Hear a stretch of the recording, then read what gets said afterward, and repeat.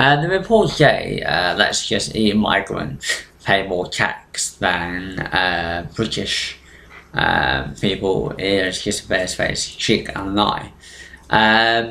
If the moment you come to this country from Bulgaria or Romania or Poland, and you haven't paid any national insurance whatsoever, and you start using the National Health Service, etc., and you start using our schools.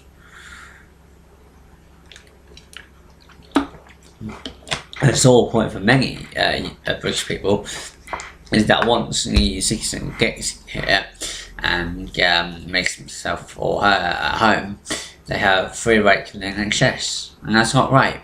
The National Health Service should be for British citizens only, and only after you pay international insurance for 5 years will you be entitled to National Health Service treatment. It's true that many EU migrants do actually work hard and do a good job, but if you have an oversupply of labour, then it drives down the wages of the local populations, and big businesses might like it because it keeps their wage bills low, but it is the people who are already here who are actually the real losers of this game, because many of them who used to earn more 5 years ago, 5 or 10 years ago, find now if they're still there in the same job, not earning less for the job they're doing now for the same job they were doing 10 years ago. And that cannot be right, and that cannot be fair. I have firm principle belief you should get paid for the job that you do. And it's common sense. I mean, if I ran a shop, shop workers, yes, I think around $6.50, $7.50 an hour is a good rate for a shop worker because it's a simple job. Care worker or a support worker, for example, or nurse should get paid £7 to £8 an hour because it's a more complex job. And I believe teachers should get between at least 24,000 a year to 32,000 a year maximum. But because it's like plumbers, if you have an oversupply of plumbers, obviously a Polish plumber and a Latvian plumber are prepared to work for far less than a British plumber.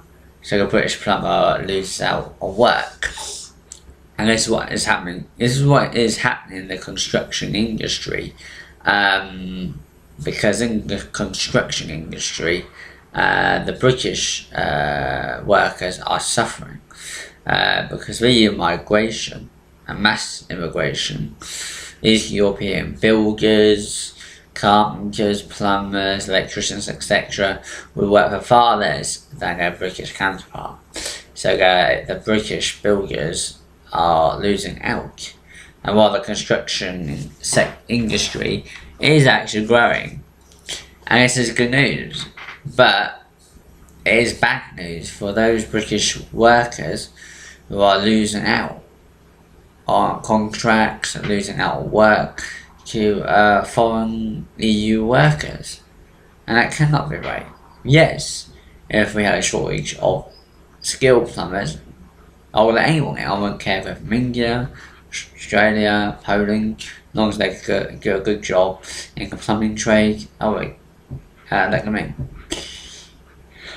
But oversupply of labour is a very serious problem, and